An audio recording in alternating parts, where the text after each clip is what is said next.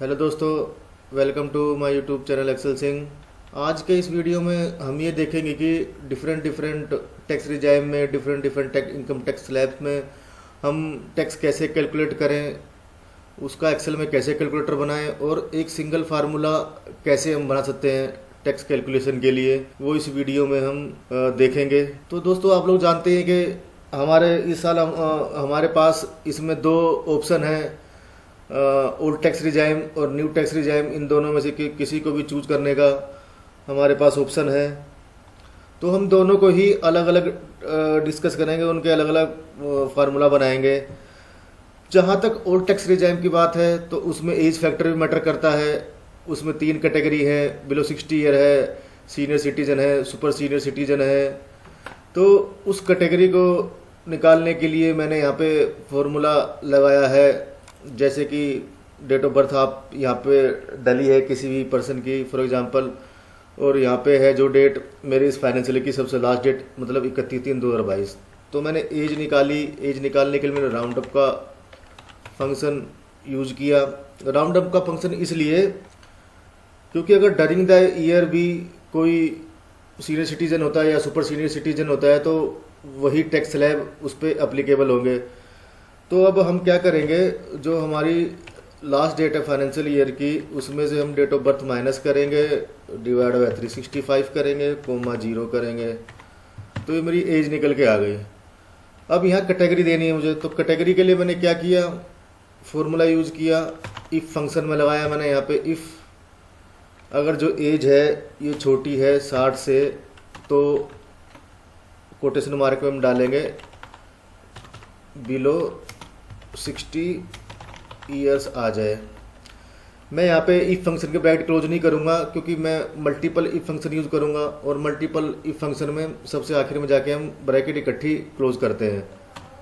दूसरा if function क्या है, वो है कि अगर इसमें दो है 60 और 80 की कैटेगरी है तो उसके लिए एंड फंक्शन भी हम इसमें लगाएंगे। B4 बड़ा हो 60 से या B4 छोटा हो 81 से, तो क्या आए निकल के, कोटेशन मार्क में हम लिखेंगे सीनियर सिटीजन। तीसरा इफ फंक्शन इसमें लगाया, B4 में जो एज निकल के आ रही है अगर वो 80 साल से ज़्यादा है तो आए सुपर सीनियर सिटीजन। अब 3 ही फंक्शन है तो 3 बार मैं ब्रैकेट यहाँ पे क्लोज कर दूंगा, एंटर करूंगा तो मेरा ये फंक्शन कैटेगरी निकल के आ गई। अब ये कैटेगरी तो हमने निकाल ली। अब हम इन कैटेगरी के अकॉर्डिंग अलग अलग टैक्स स्लैब डिस्कस करेंगे। जैसे कि बिलो 60 ईयर का है टैक्स स्लैब है, 2.5 लाख रुपए तक 0% है, 2.5 लाख से 5 लाख तक 5% है, 5 लाख से 10 लाख तक 20 है, और अब वो 10 लाख 30 है। आप लोग ये भी बोलेंगे कि 5 लाख रुपए तक तो 0 टैक्स होता है तो 5% हम कैलकुलेट क्यों कर रहे हैं। टैक्स तो हम इसमें होता क्या है, टैक्स तो हम नॉर्मल टैक्स रेट पे ही कैलकुलेट करते हैं, पर जो हमें उसके बाद रिबेट मिलती है सेक्शन 87A के अंदर, वो टैक्स कैलकुलेशन के बाद मिलती है। तो टैक्स तो हम नॉर्मल रेट पे कैलकुलेट करेंगे ही यहाँ पे। तो मैंने फंक्शन क्या बनाया, अगर B7 छोटा है 2.5 लाख से तो 0 रुपये आए टैक्स। उसके बाद मैंने क्या बनाया, 2 कैटेगरियाँ 2.5 लाख और 5 लाख की लिमिट है। तो यहाँ पे मैंने एंड फंक्शन यूज़ किया। B7 बड़ा है 2.5 लाख से या फिर B7 छोटा है 5 लाख 1 से, तो क्या करेगा ये, B7 में से 2.5 लाख को माइनस करे, जो वैल्यू आए उसका 5% हमारा टैक्स निकाल दे। मैक्सिमम टैक्स इसमें आएगा 12,500। उसके बाद तीसरी जो है तीसरा स्लैब है B7, अगर 5 लाख से बड़ा है पर B7 10 लाख 1 से छोटा है, तो B7 में से 5 लाख रुपए माइनस हो जाए और उसका 20% निकाले, और प्लस उसमें जो पिछले टैक्स स्लैब में मेरा टैक्स निकल के आया 12,500, वो यहाँ पे मैंने ऐड कर दिया। ऐसे ही अगर B7 10 लाख रुपए ज़्यादा है तो B7 में से 10 लाख रुपए माइनस हो जाए, उसका जो वैल्यू बचा 30% निकाले, प्लस जो पहले टैक्स स्लैब में टैक्स निकल के आया वो मैंने यहाँ पे ऐड कर दिया, 1,12,500। ऐसे ही सीनियर सिटीजन का बनाया, इसमें 50,000 का और बेनिफिट मिलता है सीनियर सिटीजन को, अप टू 3 लाख 0 है, फिर 3 लाख से 5 लाख तो 5% है, फिर 5 लाख से 10 लाख तक 20% और अब 10 लाख 30% है। तो ये फंक्शन तो सेम टू सेम है, खाली फिगर चेंज हुई है। अब सुपर सीनियर सिटीजन के लिए एक कैटेगरी कम हो जाती है, क्योंकि ये 5 लाख से ही शुरू होता है, 5 लाख तक जीरो है, फिर 5 से 10 20 और 10 से ऊपर 30। तो ये फंक्शन मैंने अलग अलग बना लिए हैं। ओल्ड टैक्स रिजाइम के फंक्शन हो गए सारे के सारे। अब न्यू टैक्स रिजाइम भी डिस्कस करते हैं। इसमें 2.5 लाख के अलग अलग स्लॉट बन गए। पहले 2.5 लाख का 0%, दूसरा 2.5 लाख का उसका 5, फिर अगले 2.5 लाख का 10, और अगले 2.5 लाख का 15, 20, 25, 30 ऐसे निकल के आया है। इनके अलग अलग फंक्शन बनाए मैंने। ये C7 इसलिए यूज़ कर रहा हूँ क्योंकि मेरी जो टैक्सेबल इनकम है यहाँ पे C7 में, न्यू टैक्स रिजाइम की, ओल्ड की B7 में है। तो C7 2.5 लाख तक है तो जीरो, फिर 2.5 लाख से 5 लाख तक है तो 2.5 लाख का 5%, फिर 5 लाख से 7.5 लाख रुपए तक है तो 5 लाख रुपए माइनस करके 10% निकाले, और जो पिछले टैक्स स्लैब में टैक्स आया उसको यहाँ पे ऐड कर दे। ऐसे ही अगला जो 2.5 लाख है उस पर 15% निकाले, और जो पिछले टैक्स स्लैब का टोटल है वो यहाँ पे ऐड होके आ जाए। तो ये फंक्शन मेरे न्यू टैक्स रिजाइम के हैं। तो अब हमें करना क्या है, मेरे को ये फंक्शन यहाँ लेके आने हैं। तो उसके लिए पहले मैं क्या करूँगा, सिंपल अपना क्लिपबोर्ड यहाँ से ऑन करूँगा। जो पहले अगर कुछ है यहाँ पे तो क्लियर कर दो उसको।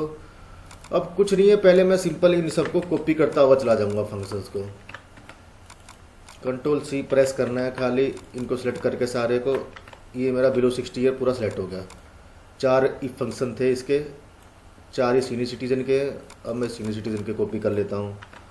Ctrl+C Ctrl+C Ctrl+C Ctrl+C।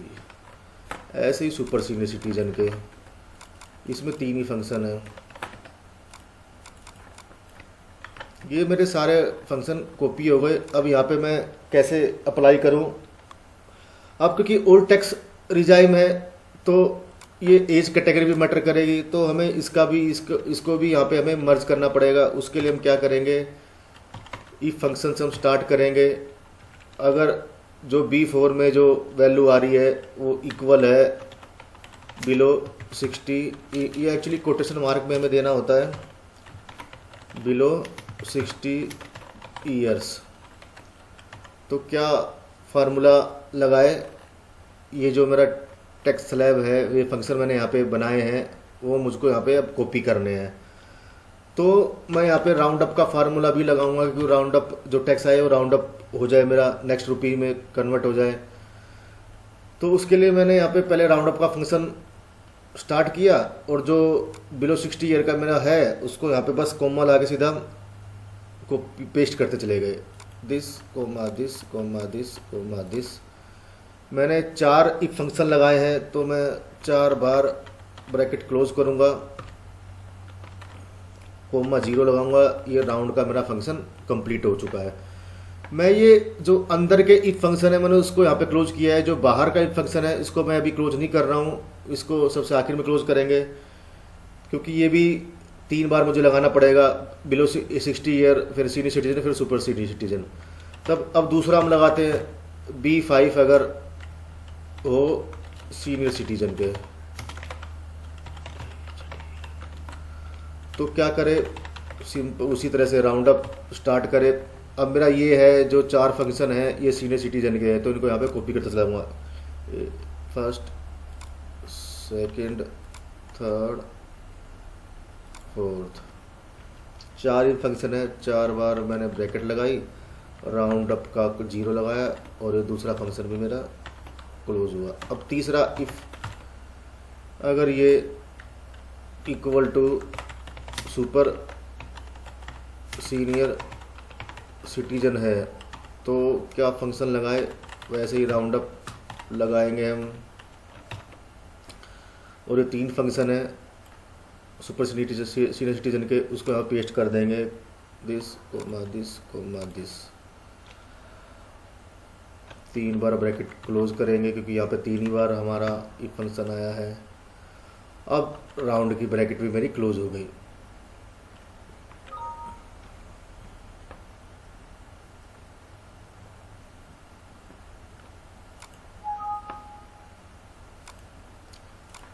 अब क्योंकि 3 बार मैंने फंक्शन अप्लाई किया है तो 3 बार मैं यहाँ पे ब्रैकेट लगाऊंगा और मेरा फंक्शन कंप्लीट। आप देख रहे हैं कि टैक्स मेरा कैलकुलेट हो गया, यहाँ पे आ गया ओल्ड टैक्स रिजाइम का। अब ऐसे ही मैं न्यू टैक्स का कर लूँगा। न्यू टैक्स के लिए मेरे को करना क्या है, इसमें एज कैटेगरी तो है नहीं, तो बड़ा सिंपल है ये फार्मूला। पहले इसको सबको क्लियर करेंगे और इन सबको यहाँ पे कॉपी करते हुए चले जाएंगे। सेलेक्ट करेंगे, कंट्रोल सी प्रेस करेंगे, फिर अगला ऐसे सीरियल नंबर में हमें कॉपी करने हैं ये।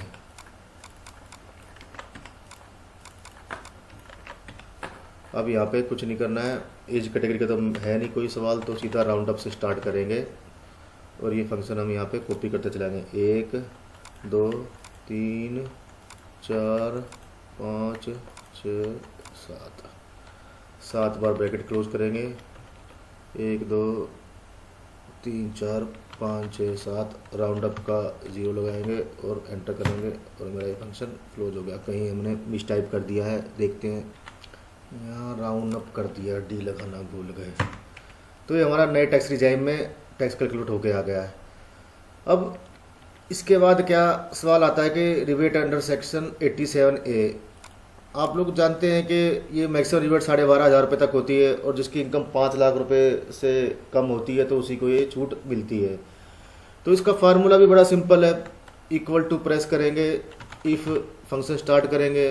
जो टैक्सेबल इनकम है वो छोटी है 5 लाख 1 से, तो क्या कैलकुलेट करें, मिनिमम 12,500 हो या फिर जो टैक्स मेरी यहाँ पे लायबिलिटी निकल के आई है इन दोनों का मिनिमम हो, नहीं तो 0 हो। ये मेरा यहाँ पे फंक्शन बन गया। दोनों में सेम रहेगा। 87 रिबेट ओल्ड टैक्स, कुछ फ़र्क नहीं पड़ता, दोनों में ही है। अब अगला आया मेरा income tax after relief under section 87 है, तो ये मेरी लायबिलिटी निकल के आई। अब जैसे अगर मैं यहाँ पे 5 लाख करता हूँ तो 12,500 छूट मिलकर मेरा टैक्स यहाँ पे ख़त्म हो गया। इसमें एक चीज़ और बताना चाह रहा हूँ, 87A रिबेट में मार्जिन रिलीफ नहीं है। अगर आपका 1 रुपये से भी इनकम बढ़ गई तो सीधा 12,500 रुपये आपका टैक्स बढ़ जाएगा, बेसिक टैक्स जो है। तो इसी हिसाब से आप प्लानिंग करिएगा अपने टैक्स सेविंग की। तो अब चलते हैं सरचार्ज पे। सरचार्ज में आप लोग जानते ही हैं कि मार्जिन रिलीफ भी मिलती है। मतलब जो मेरा सरचार्ज है और जितनी मेरी इनकम बढ़ी है, जो एडिशनल सरचार्ज मेरा लगना है वो मेरी इनकम बढ़ी है उससे ज़्यादा नहीं लगेगा। अब मैं इसको उसमें हम अगर कैलकुलेट करें इसको यहाँ पे अपने इस कैलकुलेटर में, जैसे मैंने 50 लाख एक मेरा होता है, 1 रुपये मेरी इनकम ऊपर गई तो मेरी इनकम तो 1 रुपये बढ़ी है, तो इसलिए सरचार्ज वैसे 50 लाख से ऊपर है अगर, तो इस जो मेरा टैक्स निकल के आया इसका 10% लग जाना चाहिए था। पर क्योंकि उस प्रोपोर्शन में इनकम नहीं बढ़ी है तो मेरे को यहाँ पे मार्जिन रिलीफ मिल गई है। उसके लिए फंक्शन मैंने क्या यूज किया है मैं आपको दिखा देता हूँ। यहाँ पे टाइप करके बड़ा सा मैंने फंक्शन ये यूज किया। अब इसमें सरचार्ज में भी 2 स्लैब है, 50 लाख से 1 करोड़ तक है तो 10% है टैक्स का, नहीं तो 15% है। तो मैंने फार्मूला लगाया राउंड अप का। राउंड अप का तो जानती है टैक्स को राउंड अप करने के लिए मैंने लगाया। दूसरा क्या करा मैंने, इफ़ का फंक्शन में स्टार्ट किया। एंड 2 कैटेगरी है इसलिए एंड B7, मतलब B7 में टैक्सेबल जो इनकम है ये वाली 50 लाख से ज़्यादा है पर 1 करोड़ से कम है। तो क्या कैलकुलेशन हो गया है यहाँ पे, मिनिमम वैल्यू निकले किसकी किसकी, जो B11 में मेरा टैक्स है उसका 10%। एक तो कैलकुलेशन ये करे, दूसरी कैलकुलेशन ये करे कि B7 में से जो B7 है मेरी यहाँ पे टैक्सेबल इनकम है उसमें से 50 लाख रुपए माइनस करे, उसका 0.7 करे। 0.7 इसलिए करें क्योंकि 30% तो मैं टैक्स माइनस हो जाता है और जो बचेगा 70% ही तो बचा, वो मार्जिन रिलीफ है, हम उसी से देखेंगे कितनी मिलनी चाहिए। तो 0.7 मैंने यहाँ पे उसका निकाल दिया। अब दूसरा जो मेरा जो कैटेगरी है अगर 1 करोड़ से ज़्यादा है तो क्या करे, मिनिमम वैल्यू निकाले, B11 जो टैक्सेबल इनकम है उसको 15% निकाले, या फिर B7 में से 1 करोड़ पे माइनस करके उसका 0.7 करे। और उसमें जो पिछले स्लैब का मतलब 50 लाख से 1 करोड़ तक का जो मेरा मैक्सिमम सरचार्ज हो सकता है वो यहाँ पे मैंने ऐड कर दिया। ये 2,81,500 2,81,250 रुपये कैसे आया आप यहाँ पे डाल के देखते हैं। जैसे हम 1 2 3 4 5 6 7 मैंने यहाँ पे 1 करोड़ रुपये की फिगर डाली, तो आप देख रहे हैं कि 1 करोड़ तक का मेरा जो सरचार्ज लगेगा 2,81,250 वो मैंने यहाँ पे ऐड कर दिया एंड में। तो ये फंक्शन बनाया मैंने इसका सरचार्ज निकालने के लिए। अब इसको जैसे टेस्ट करते हैं, अगर 1,10,00,000 मेरी अगर होती है, क्योंकि 2,81,250 तो मेरा होना ही है, बाकी इसमें 7,000 रुपये ही बढ़े हैं क्योंकि 10,000 मेरी इनकम बढ़ी है, उसमें से 30% टैक्स वैसे माइनस हो गया तो नेट बचे मेरे 7,000। तो मेरा यहाँ पे आप देख रहे होंगे मार्जिन लिफ्ट 7,000 रुपये से ही बढ़ी है। जैसे मैं दोबारा इसको जीरो करूं तो 2,81,250 है। अब मैं 10,000 रुपये यहाँ पे इनकम मैंने बढ़ाई जैसे, तो केवल 7,000 का अंतर आया। तो ये फार्मूला था सरचार्ज का। अब आते हैं हेल्थ एंड एजुकेशन सेस पे। इसको मैं ये तो जो हमारा ये निकल के आएगा इनकम टैक्स और सरचार्ज, उसका 4% हमारा education health and education cess होता है। तो दोस्तों ये मेरी नेट अब टोटल टैक्स लायबिलिटी निकल के आ गई है। ऐसे ही न्यू रिजाइम में surcharge health and education cess वो सेम है, इसका कोई अंतर नहीं है। पर जो टैक्सेबल इनकम है इन दोनों टैक्स रिजाइम में अलग अलग होती है। इसके लिए मैं एक इनकम टैक्स कैलकुलेटर कंसोलिडेट बना रहा हूँ। उसमें एटीसी कैलकुलेटर भी होगा, मर्ज होगा, उसमें एचआरए भी होगा, एटीसी सीडी का भी होगा, एटीडी का भी होगा, और ये इनकम टैक्स स्लैब की जो कैलकुलेशन है वो भी होगी। तो आपने अगर मेरे वो वीडियो नहीं देखे है तो वो वीडियो भी देखिएगा, अलग अलग कैलकुलेटर मैंने कैसे बनाया एक्सेल में। तो मेरा ये वीडियो आज का टॉपिक यहीं पे ख़त्म होता है। तो फिर अगले वीडियो में मैं कंसोलिडेट इनकम टैक्स कैलकुलेटर बना रहा हूँ, वो आपसे शेयर करूँगा। आपको केवल सैलरी डालनी है और ये बेसिक से इनपुट देने हैं, तो आपका यहाँ पर टैक्स कैलकुलेट होगा। उसमें आपको यही पता चलेगा कि आपके लिए कौन सी स्कीम सजेस्टेड है, ओल्ड या न्यू। तो अपने इनपुट यहाँ पर डालिएगा तो आपको कैलकुलेट करके बता देगा कि आपको कौन सी स्कीम चूज करनी चाहिए। तो दोस्तों आज का वीडियो यहीं पे हम ख़त्म करते हैं, फिर मिलते हैं अगले वीडियो में। तब तक के लिए अपना ख्याल रखिए, सेफ रहिए और धन्यवाद मेरे वीडियो देखने के लिए। मैं आपसे रिक्वेस्ट करूँगा प्लीज़ मेरे वीडियो को शेयर और लाइक करें तथा चैनल को सब्सक्राइब भी करें, ताकि थोड़ा मोटिवेशन मुझे और भी मिले, मैं और वीडियो बनाऊँ आपके लिए। चलिए दोस्तों फिर मिलते हैं। Thank you so much.